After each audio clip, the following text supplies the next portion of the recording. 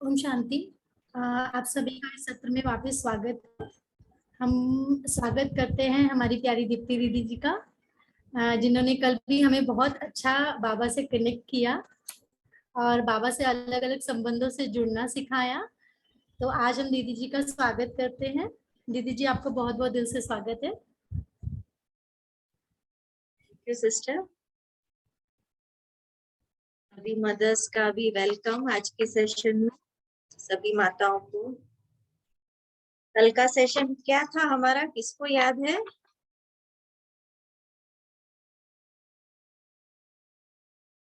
कल का सेशन किसके ऊपर था? संबंधों में मधुरता। संबंधों में मधुरता। मधुरता। तो कैसे मधुरता लाए ये हमने देखा कि संबंधों में मधुरता कैसे लाए। तो सबसे पहले तो मैंने यही कहा था ना कि हमें परमात्मा से संबंध जोड़ना है और परमात्मा से सर्व प्राप्तियां करनी है, तो हम औरों को इजीली औरों के साथ मधुरता बनाए रख पाएंगे। तो मेरा प्रश्न ये है कि परमात्मा से हम कैसे संबंध बनाए। संबंध का आधार होता है, जैसे कईयों ने कोर्स में किया होगा, जो हमारा राजयोगा का कोर्स है, कि हम जब संबंध किस आधार से हम करते हैं, बनाते हैं। या तो हमें कोई प्राप्ति होती है तो हम संबंध बनाते हैं, या तो हम किसी से हमारा कोई स्वार्थ होता है, जैसे हमें कोई कुछ इच्छा होती है, उसके स्वार्थ प्राप्ति ही कहो इनडायरेक्टली, तो हम संबंध बनाते हैं। तो हम परमात्मा से कैसे संबंध बनाएंगे? संबंध बनाए रखने का आधार क्या है? अपने हिसाब से बता सकते हो, जरूरी नहीं है कि परमात्मा के साथ ही, जनरल भी आप बता सकते हो कि हम हमारा संबंध बनाने का आधार क्या है। जैसे हमने 4 संबंध देखे ना, कि माता पिता का, इस परमात्मा के साथ हम माता पिता का संबंध रख सकते हैं, परमात्मा के साथ हम साजन का संबंध रख सकते हैं, दोस्त का रख सकते हैं। तो अपना वीडियोस पे ऑन कर सकते हो और स्वयं को मीन्स अगर जो भी होस्ट हैंडलिंग कर रहा है वो अनम्यूट भी कर सकते हैं, अगर वो सिस्टम है तो।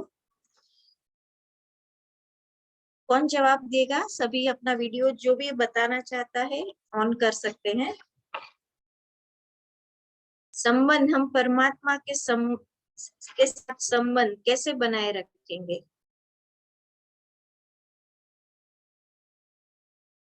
अच्छा, हमारे सेवादारी भी कोई बता सकता है जो जुड़े हुए हैं, जो होस्ट है, को होस्ट है?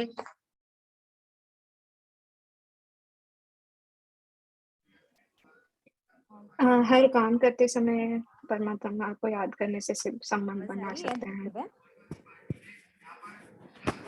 संबंध व्यक्ति को जानने से संबंध बनते हैं। जितना हम जानते हैं उतना क्लोजनेस आता है। स्वाति बहन ने भी कहा है कि उसको याद करते हैं। अगर हम याद करें कि मैं आपकी फ्रेंड हूँ, तो मैं बस आपको फोन करके हर 2 दिन में याद करती रहूंगी कि हाँ मैं आपकी फ्रेंड हूँ, आपको कॉल किया, कैसे हो, तो इनफ हो जाएगा, इससे संबंध बना रहेगा।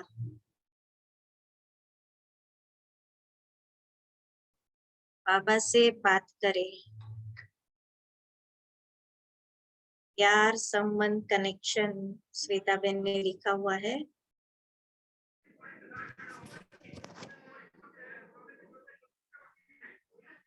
अनुभवों से भी होता है, अनुभव के आधार पे। क्या अनुभव करेंगे?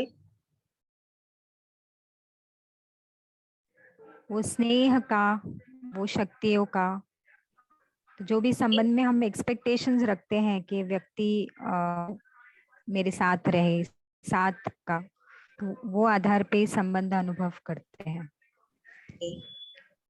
कुछ हद तक ये सही है। अभी उनको अपना कोई रिलेशन में बना कर रखे। ये भी सही है, स्वाति बेन ने लिखा है, पर अभी देखो संबंध निभाना किससे कहेंगे? जैसे ये ऋषिता, संबंध निभाने से, एकदम सही बात है। ऋषिता बेन ने लिखा है शायद कि संबंध निभाने से, रिश्ता निभाने से, सॉरी लिखा किसने है वो मैंने नहीं देखा। ओके, श्वेता बेन ने लिखा है कि रिश्ता निभाने से, तो ये एकदम सही बात है कि रिश्ता निभाने से। तो परमात्मा के साथ हम रिश्ता कैसे निभाएंगे? परमात्मा को हम दोस्त बनाएंगे, परमात्मा को हम बालक भी बना सकते हैं, हम परमात्मा हमारा टीचर भी है, परमात्मा हमारा, तो वो तो हमें दे रहा है, हम ले भी रहे हैं, तो हमारी भी कोई जिम्मेवारी होती है ना रिश्ता बनाए रखने के लिए। आमने सामने होता है ना, वो वहां से कुछ करता है, हम यहाँ से कुछ करते हैं। तो जैसे श्वेता बेन ने कहा कि निभाना होता है, तो निभाने का मतलब क्या है कि अगर वो हमारा मित्र है तो हम मित्र के साथ क्या क्या करते हैं?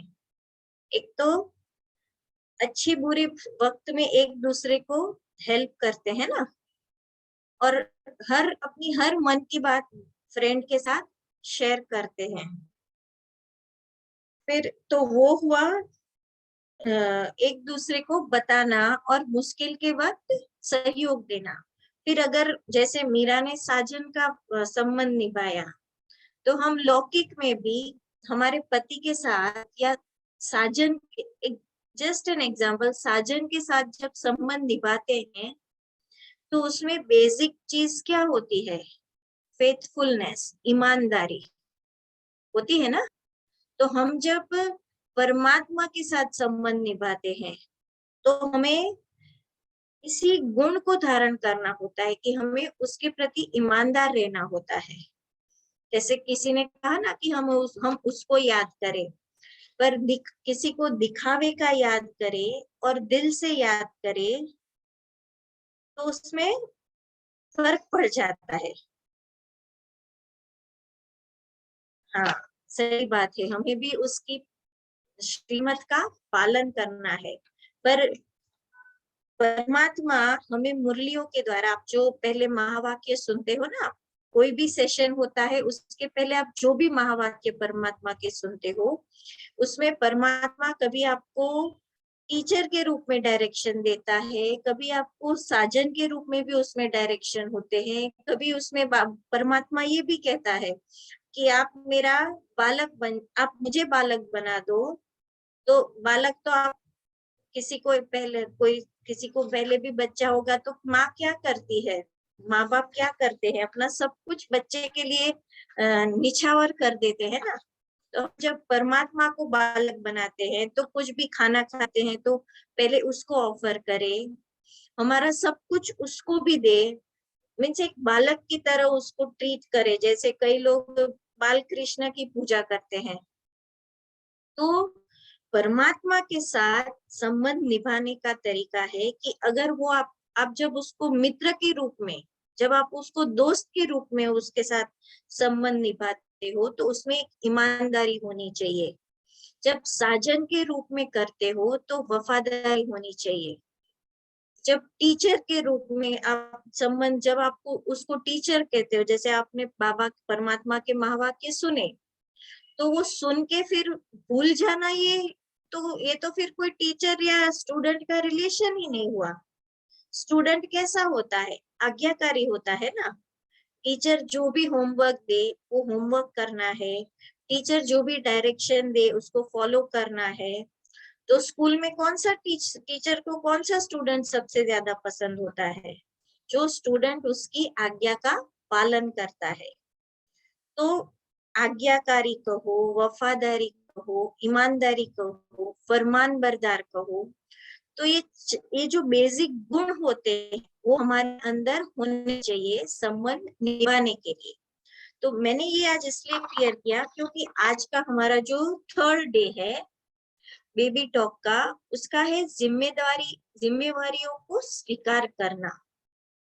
तो हमारी जिम्मेवारी हर पल शुरू हो जाती है।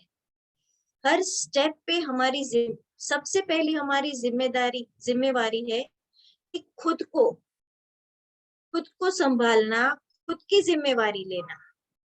तब हम औरों के प्रति हमारी जिम्मेवारी पूरी कर सकेंगे। अभी जैसे सभी माताएं हैं, अभी आप अगर आपके घर में हमेशा बीमार ही रहेंगे तो 7 दिन में 4 दिन आप खाना नहीं पका पाएंगे, आप कुछ कर नहीं पाएंगे, तो भी आप बेजिम्मेवार हो कि आप खुद की संभाल नहीं करते हो, खुद की तबीयत का ध्यान नहीं रखते हो, तो इसीलिए आप औरों का भी नहीं कर सकते हो। और हमें जब इस मनुष्य शरीर, हमें जो अमूल्य जो ये जीवन मिलता है ना, तो हमारी ये हर पल हमारी ये जिम्मेवारी होती है हमारे तरफ से हमारे आसपास को किसी को मिलना है, तब वो हमें वापस इन रिटर्न मिलेगा। हमें प्यार चाहिए, हमें सहयोग चाहिए, हमें जो भी चीज चाहिए वो हमें देनी होती है, तो हमें वो मिलती है। ये एक यूनिवर्सल लॉ है।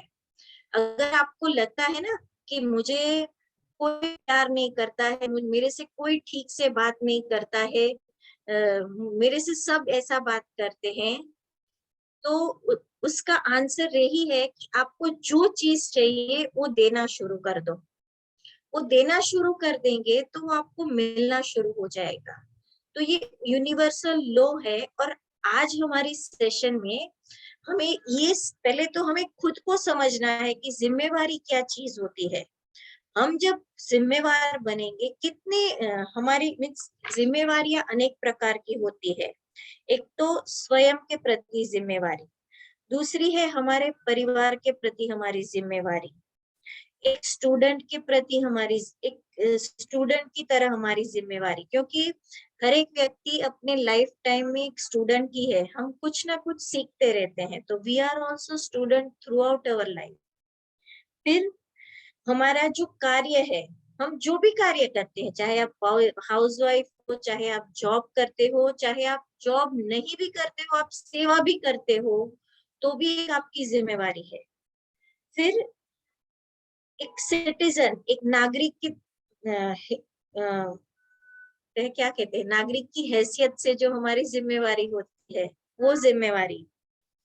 फिर ह्यूमैनिटी, मानवता की दृष्टि से हमारी जिम्मेवारी। अगर हम ये लिस्ट करना बैठे ना, तो हमें 2-3 क्लास भी कम पड़े, ऐसा हो जाए। फिर नेचर के प्रति हमारी जिम्मेवारी। हम, कई लोग पूछते हैं ना, नेचर की पूजा करते हैं, क्यों करते हैं? क्योंकि हमें उनसे मिलता ही रहता है। और हम क्या करते हैं, सिर्फ हफ्ते में एक साल जो आता है, वो अभी कौन सा डे गया, प्लांट का, वृक्षारोपण का कुछ दिवस था ना, तो उस दिन क्या करते हैं, एक साल में एक बार हम एक पौधा लगा देते हैं। तो अगर हम ये सोचे कि हम पूरे साल में सिर्फ एक प्लांट सोचे, तो उसमें से हम पूरे साल में कितना यूज करते हैं, हमारे पूरे दिन, हमारे 365 डेज हम कितना यूज करते हैं।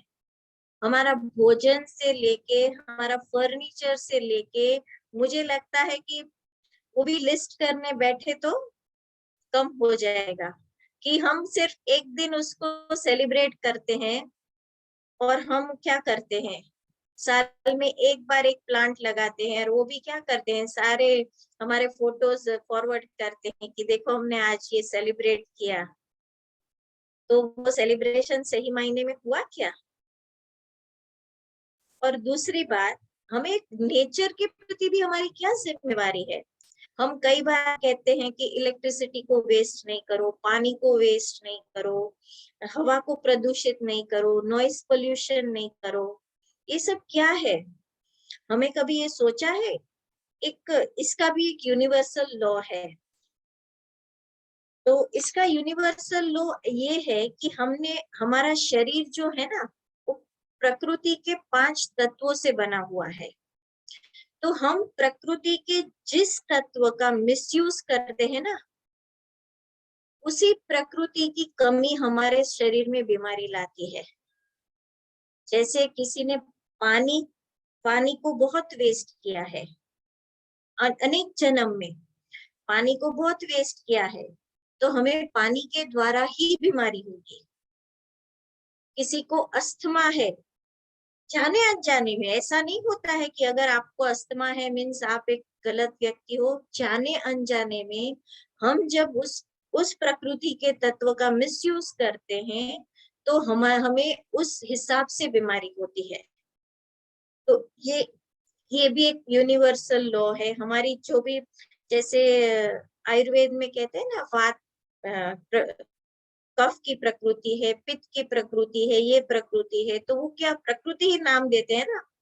तो वही प्रकृति के तत्व को हमने जिस प्रकार से वो मिसयूज किया है, इसीलिए बहुत बहुत आवश्यक है कि हम पानी का, हवा का या प्रकृति के कोई भी तत्व का हम मिसयूज ना करें। तो ये भी हमारी एक जिम्मेवारी हुई। इसीलिए इलेक्ट्रिसिटी को बचाते हैं तो इनडायरेक्टली वही हुआ ना कि प्रकृति में पोल्यूशन भी नहीं करते हैं, और इलेक्ट्रिसिटी बनती भी वैसे ही है ना, प्रकृति के कोई ना कोई फॉर्म से ही इलेक्ट्रिसिटी बनाई जाती है अगर हम डीप में जाए तो इलेक्ट्रिसिटी का वेस्ट नहीं करना, जहां तक जरूरत है। जैसे ये भी एक बहुत सारा बड़ा लेक्चर हो जाएगा, पर मैं शॉर्ट में यही कहूंगी कि जैसे हम कहते हैं पानी को बचाओ, इलेक्ट्रिसिटी को बचाओ, तो ये भी एक हमारी जिम्मेवारी है। तो पहले हम स्वयं इस जिम्मेवारी से अवेयर होंगे, और फिर आज हमारा संवाद जो होगा, हमारा जो गर्भ है, हमारे अंदर जो आत्मा है, उसको हम इसी जिम्मेवारी के साथ अवगत करेंगे। तो हमारे संवाद में हम वही जिम्मेवारी को उसको बताएंगे। तो जैसे अनलॉक योर, हमारा ये हेडिंग ही यही है कि अनलॉक योर रिस्पॉन्सिबिलिटीज। तो मैं कुछ शब्द में डायरेक्ट जर्नल का जो पेज 90 है उसमें से ही कुछ शब्द पढ़ूंगी, पर वही है जैसे मैंने बेसिक कहा कि टीचर संबंधों में जिम्मेवारियां, प्रकृति की तरफ जिम्मेवारियां, स्वयं की तरफ जिम्मेवारी, इस कर्म क्षेत्र पर हम जैसे ही आते हैं ना, तो हमारी जिम्मेवारियां हर एक स्टेप पे बढ़ती है। जैसे बच्चा जन्म लेता है तो मैंने देखा होता है कि माँ जब दूध पिलाती है ना, तो कई बच्चे आलसी होते हैं, थोड़ा दूध पी के सो जाते हैं, तो उसको मानना पड़ता है। मीन्स ऐसे नहीं, उसी को थपथपाना पड़ता है, जगाना पड़ता है। तो ये भी उसकी भी वो जिम्मेवारी हो गई ना, कि ऐसा नहीं कि थोड़ा पी लिया, हो गया, सो गया, फिर से वो 1 घंटा हुआ कि नहीं हुआ बच्चे रोने लगते हैं। तो हर चीज में जिम्मेवारी, जैसे ही बच्चे जन्म लेते हैं ना, वहां से उसकी जिम्मेवारियां शुरू हो जाती है। तो जैसे आज के संवाद में पहले तो जैसे फर्स्ट डे बताया था कि हम कैसे बैठेंगे, एक कोई भी शांत जगह में, एक अच्छी सी मुस्कान, एक अच्छे से पॉजिटिव वाइब्रेशन के साथ हम अपने गर्भ के साथ बात करेंगे। हम पहले तो उसको विजुअलाइज करेंगे अपने गर्भ में, जैसे कि एक छोटा सा नन्हा फरिश्ता है, उसके अंदर भी एक आत्मा है, उसको विजुअलाइज करेंगे और फिर हम उससे बातें करेंगे। तो बातें क्या करेंगे, जैसे इसमें लिखा है कि मेरे प्यारे बेबी आप कैसे हो, कोई तकलीफ तो नहीं है। तो आप सोच रहे होंगे कि आज मम्मा ऐसा प्रश्न क्यों पूछ रही है। तो आपका पूरा ख्याल रखने के लिए, आपकी हर जरूरत को पूरा करना, आपको हर जिम्मेवारी के तरफ सक्षम बनाना और आपको सदा सुख की अनुभूति कराना, ये मेरा कर्तव्य है, यह है मेरी जिम्मेवारी। माँ की जिम्मेवारी कितनी ज्यादा होती है ना। ए वन से जैसे ही आप कंसीव करने लगते हो, आपकी यू बिकम अ मदर, और आपकी जिम्मेवारी वहीं से शुरू हो जाती है। तभी तो आज इतने सारी मदर्स जुड़ी हुई है ना। तो जब मैं ये कुछ चीजें बीच में से डायरेक्ट पढ़ रही हूँ, ठीक है, तो जब मैं ये प्रश्न आपसे पूछती हूँ तो स्वयं का जांच भी करती हूँ कि क्या मेरे बेबी के प्रति अपनी जिम्मेवारी अच्छी रीति से पूरी कर रही हूँ या नहीं। मेरे लाल, आज मैं आपको एक मनुष्य की जिम्मेवारियों से अवगत कराती हूँ। ईश्वर से प्राप्त यह मनुष्य जन्म हम सभी को स्वयं के प्रति, परिवार के प्रति, समाज के प्रति, अपने कार्य क्षेत्र के प्रति, अपने मातृभूमि के प्रति, मानव जाति के प्रति और प्रकृति के प्रति अपनी जिम्मेवारियां पूरी करने के लिए दिया गया है। यह कर्म क्षेत्र या यह कर्म भूमि है। हमें ऐसे ही ये जन्म नहीं मिला होता है। ऐसा ही नहीं होता है कि दिन आया, दिन पूरा हुआ, ये करना। हमें कोई कार्य के लिए इस मनुष्य कहते हैं ना कि ये मनुष्य जन्म कितना वैल्यूएबल है, तो उसकी वैल्यू करने का तरीका ही यही है कि हम हमारी जिम्मेवारियों को समझकर पूरा करें। आप कहीं एक कंपनी में जॉब भी करते होंगे ना, किसी को लगता है इतनी बड़ी जॉब है, मैं इस कंपनी का सीईओ हूँ या इस कंपनी का मैनेजर हूँ या हेड हूँ या जो भी हूँ, तो वो आप कब बनते हो? उस कंपनी को, अगर वो कंपनी आपको 50,000 रुपए देती है, 1,00,000 रुपए देती है, उस कंपनी को अगर आपसे 2 गुना, एटलीस्ट 2 गुना मिनिमम, हो सकता है 5 लाख, 10 लाख, इतना आपके कार्य करने से उसको उसका फायदा होगा, तब वो आपको आपका पेमेंट दे पाएगी ना। हम कभी कहते हैं कि हमारा इतने लाख का पैकेज है, 5 लाख का पैकेज, 10 लाख का पैकेज, ये पैकेज, पर उस कंपनी को आपको ऐसे ही आपकी डिग्री के लिए नहीं देगी वो पैसे।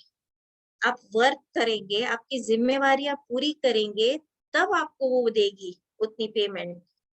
तो ये हर चीज में लागता है, हर चीज में पैसों से नहीं तोला जाता है, पर हमें जो रिटर्न, हम जो इच्छाएं, आशाएं रखते हैं औरों के प्रति, परिवार के प्रति, तो हम भी तो कितना पूरा कर रहे हैं ना, वो भी देखना है।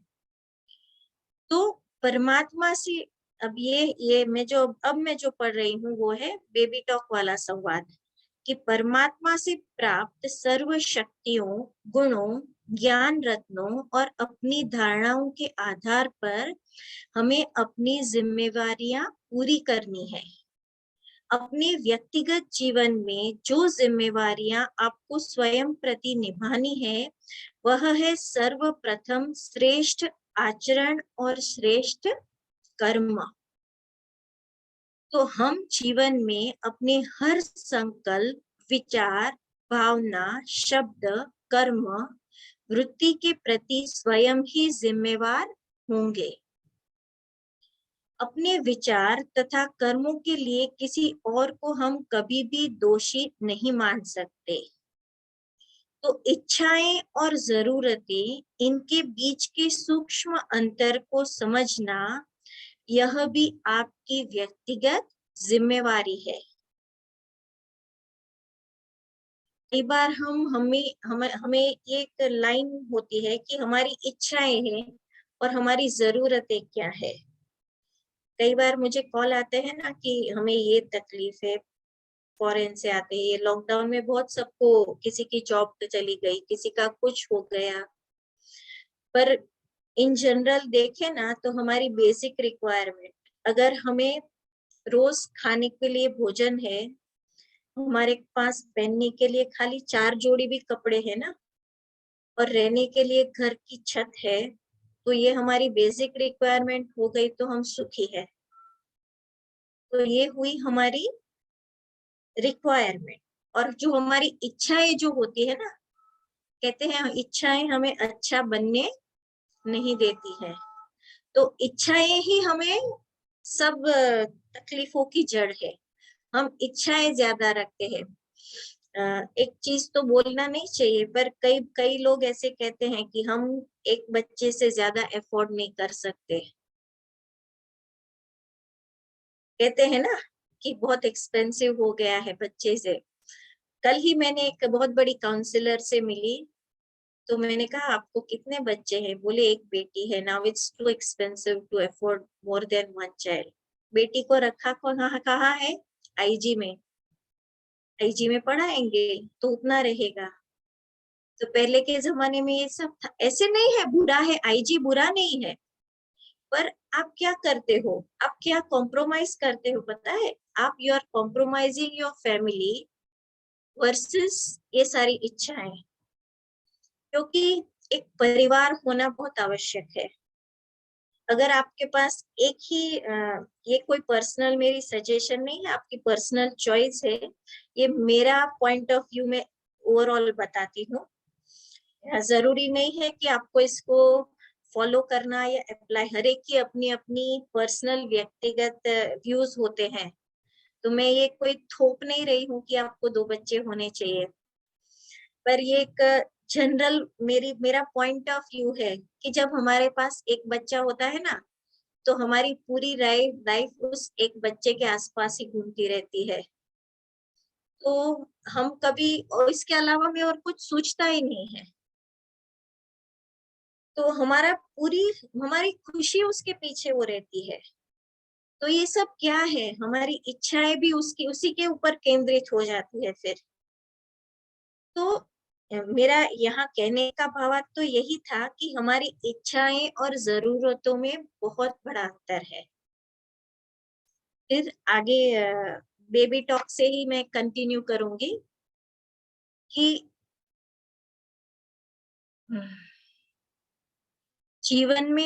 मेरे लाल जीवन में सुख, स्वास्थ्य और समृद्धि सदा बनी रहे, इसके लिए प्रयास भी आपकी जिम्मेवारी होगी।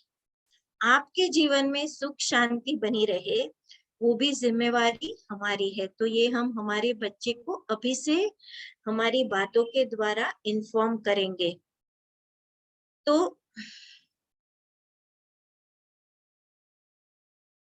एक्सक्यूज मी, समय आप सॉरी एक्सक्यूज मी, अपने भोजन, वस्त्र, घर, यात्रा, इन सब के लिए आपको आत्मनिर्भर होने की जिम्मेवारी निभानी है। एक आज्ञाकारी शिष्य बनकर आपको अपने गुरुजनों से वह सारा ज्ञान हासिल करना है जो आपके कौशल्य को और भी निखार आएगा और आपका जीवन सहज, सरल और श्रेष्ठ बनाएगा। हमें रिकंटिन्यू करना है कि हमें ये 10 मिनट में कंप्लीट कर दें श्वेता सिस्टर इस सेशन को, क्योंकि मैसेज आ रहा है कि only 10 minutes are remaining. Deepti बहन, हम 10 मिनट्स में कंप्लीट कर देंगे, तब तक टाइम भी हो जाएगा। ठीक है, तो मुझे लगता है कि योग के लिए समय नहीं रहेगा, तो एंड में सेशन होने के बाद आप बस म्यूजिक लगा देना, ठीक है? तो परिवार के प्रति समय आपकी जिम्मेवारियां अलग अलग भी रही हो, तो भी परिवार में सभी को, छोटों बड़ों को आदर और देखभाल, उनके प्रति स्नेह और समय देना, यह आपकी जिम्मेवारी होगी। एक आज्ञाकारी शिष्य बनकर आपको अपने गुरु से वह सारा ज्ञान हासिल कर अपना जीवन सरल और श्रेष्ठ बनाना है। शिक्षा प्राप्त करने के समय जब आप अपने साथियों के साथ होंगे, तो ज्ञान की लेन देन, खेल कूद और खुशी से समय बिताना, यह भी आपकी जिम्मेवारी होगी। फिर बड़े होकर आप अपने नन्हे फरिश्ते को ये बता रहे हो कि बड़े होकर जब आप अपने कार्य क्षेत्र में, प्रोफेशन में, जिस भी स्थान पर, जिस भी पोजीशन पर सेवाएं दोगे, उस समय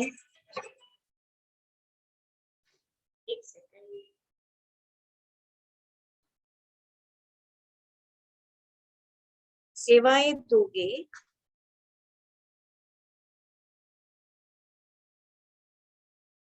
उस समय अपने साथी और आपके सहयोगी कर्मचारियों के प्रति आदर और सम्मान रखना और सबके सहयोग से कार्य में सफलता पाना, ये भी आपकी जिम्मेवारी है। तो हम सब सामाजिक प्राणी हैं। समाज और देश के प्रति हर एक का योगदान बहुत जरूरी है।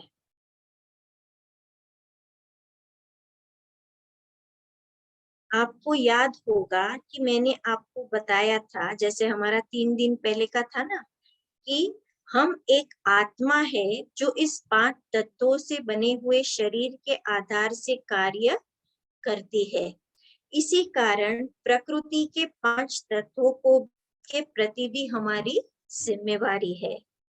इसीलिए अपनी सोच, अपने बोल, अपने कर्म और अपनी वृत्ति को शुद्ध सकारात्मक रखने से हमें प्रकृति को भी शुद्ध रख पाएंगे। यह हमारी जिम्मेवारी है। तो हम जब ये संवाद, तो आपका जो होमवर्क रहेगा कल के लिए एक्टिविटी यही है कि आप उसके साथ जो संवाद करोगे, एकांत में बैठ के साइलेंस में एक प्यारी सी मुस्कान के साथ विजुअलाइज करके आप उससे ये बिन बिन मैंने जो कहा जरूरी नहीं है उसको रिपीट करना, आप अपने हिसाब से भी बता सकते हो। आप अपने हिसाब से, जैसे पेज नंबर 89 पर इंग्लिश पे है और 90 में हिंदी पे है, आप उसको भी रीड करके रिपीट कर सकते हो अपने हिसाब से। उसमें से कुछ इम्पोर्टेंट बातें अंडरलाइन करके रिपीट कर सकते हो।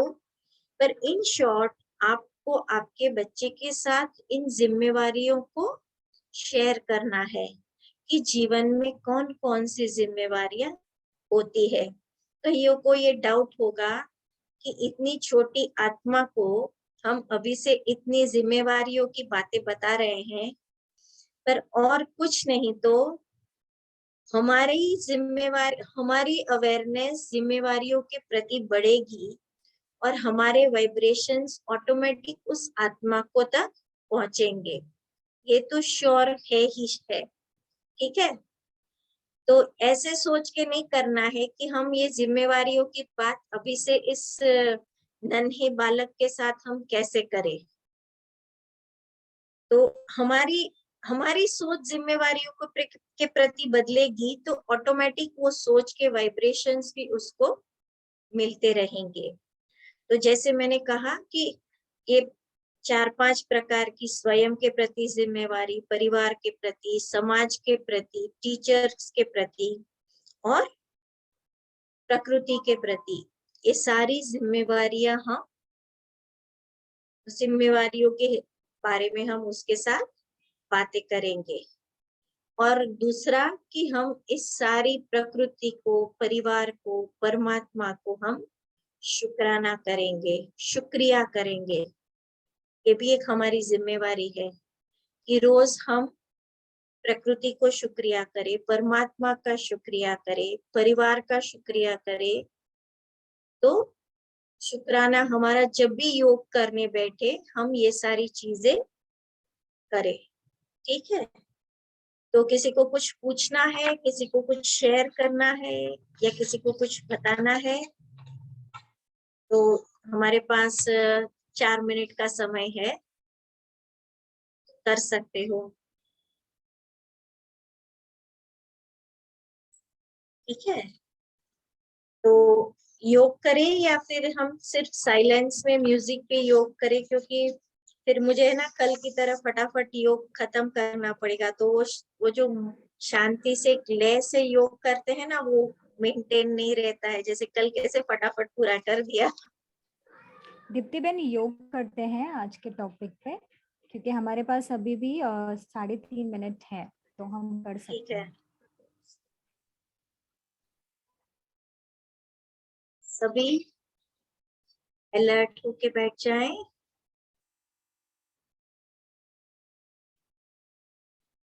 एकाग्र करें मन बुद्धि को स्वयं के प्रति और विजुअलाइज करें अपने गर्भ को, उस आत्मा को भी जो मेरे साथ जुड़ी है।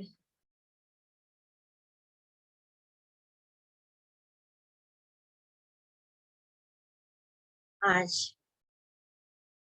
हम उस परमात्मा की संतान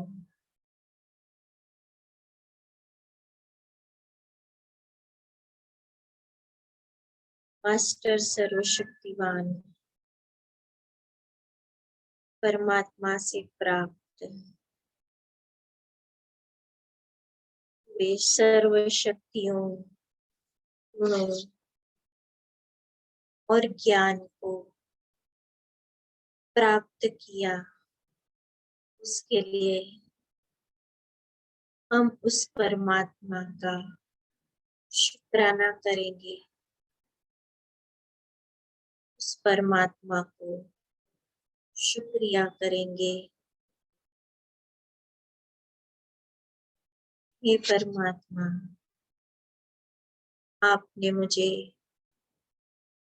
इतना अमूल्य जीवन दिया, आपने मुझे एक सौभाग्य दिया, माँ बनने का सौभाग्य दिया। मेरे साथ एक नन्हे फरिश्ते को मेरे जीवन में तोहफे के रूप में प्रदान किया। हे ईश्वर, आपका पदम पदम गुणा शुक्रिया।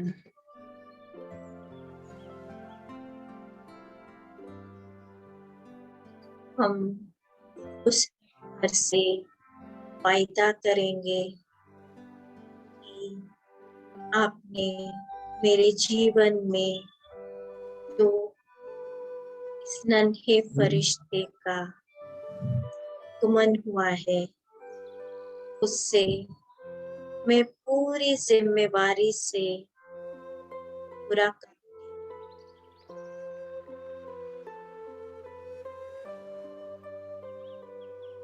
मेरी हर जिम्मेवारी आपके प्रति, इस आत्मा के प्रति, मेरे परिवार के प्रति,